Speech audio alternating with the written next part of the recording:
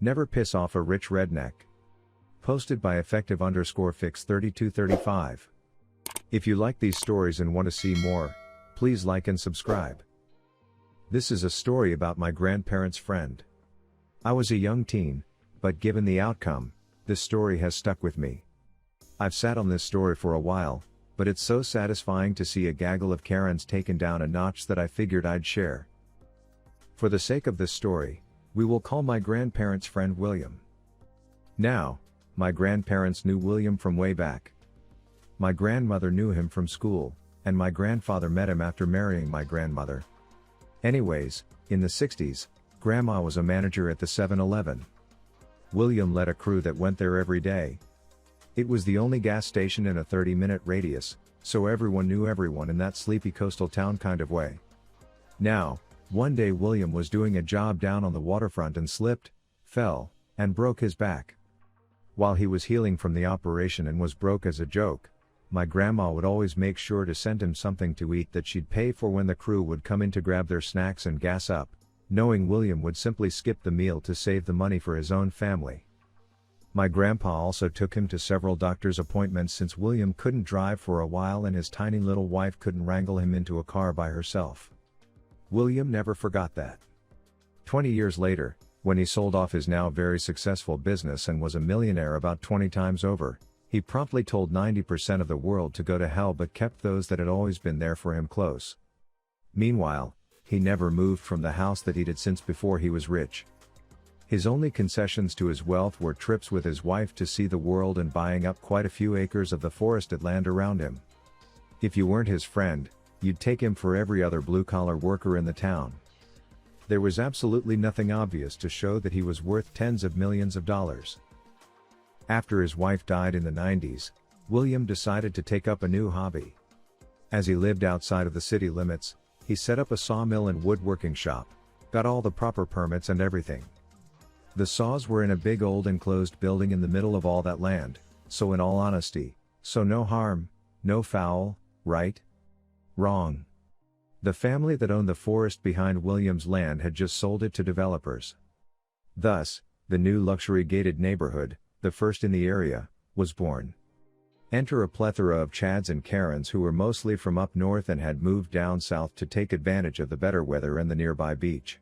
It didn't take long before they decided to take offense to his little business venture on the other side of the 10-foot-tall wall of their neighborhood because it didn't fit with the image of their community. You know, the community he was decidedly not a part of. So, they sued him. Didn't even try to start a dialogue with him, just up and sued him. William was livid. He was your typical coastal redneck, and he would be damned if those damn Yankees told him what to do on his own property, that was not within city limits nor located in an hoa. William countered with professional noise studies that showed that some of the kids in that neighborhood drove vehicles that made more ambient noise than his little operation. Nope, the people in the neighborhood simply threw more money at the lawyers to continue on with the lawsuit. Essentially, their plan was to bleed him dry. Their lawyers, who were not locals, actually told William's lawyer that he should probably advise his client to close the shop so that he wouldn't end up bankrupt due to the resources being thrown at him from the homeowners. Due to the relatively modest surroundings of his home, the neighbors nor their lawyers had any idea the man was actually richer than just about all of them put together.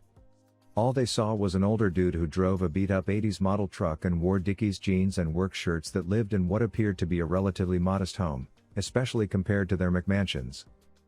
When William's lawyer told him about that conversation, William lost his fracking mind. I clearly remember his screeching into my parents' driveway in that old work truck, cussing up a storm and ranting and raving before he even got in the house. He came to our house. Why? Because my grandmother, bless her heart, was known as one of the most giving people in the world. Unless you pissed her off, if you hurt her or someone she cared for, she became one of the most vindictive assholes that could be found in that town. I am not kidding when I say that her ability for revenge served cold was legendary amongst the locals. So William had come to the house for a dose of her deviousness. Us kids weren't allowed inside during that conversation, but after he left that day, I later heard the adults talking about how he proceeded to hire quite a few private investigators to see if there would be any dirt to dig up on them. By them, I mean the dozens of people in that neighborhood that were a part of that lawsuit. Lo and behold, there was apparently copious amounts of dirt to be had. I still remember him positively crowing about it to my grandparents one fine summer day months later. That 60-something-year-old man was as gleeful as the proverbial kid on Christmas morning. Why?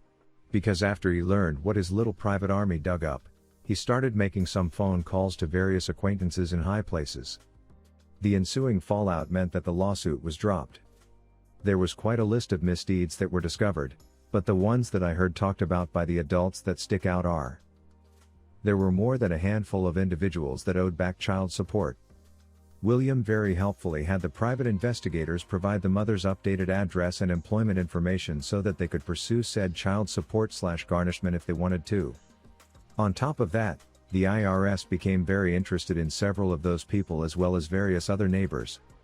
Finally, one household ended up in prison because the investigators realized that they were drug dealers. The pictures of the transactions caught by the pies were helpfully handed over to the sheriff's department. Drugs are bad, kids. Moral of the story: never piss off a rich redneck. And now for the top comments. I thought this was going to end with William buying the development and kicking them all out. This was still very good. I actually liked this story. Why? Because it's actually believable. Op didn't know a lot of details, and the end didn't involve a ton of details the op obviously wouldn't know with a cherry on top like most submissions in here. Great story, op. Such a great story, and I'm in Scotland, where you hopefully won't be surprised we encounter this sort of crap all the time. If you haven't seen it, Google Local Hero, a film William would enjoy hopefully. What's your say on this? Do you have a similar story? Comment below, and don't forget to like and subscribe.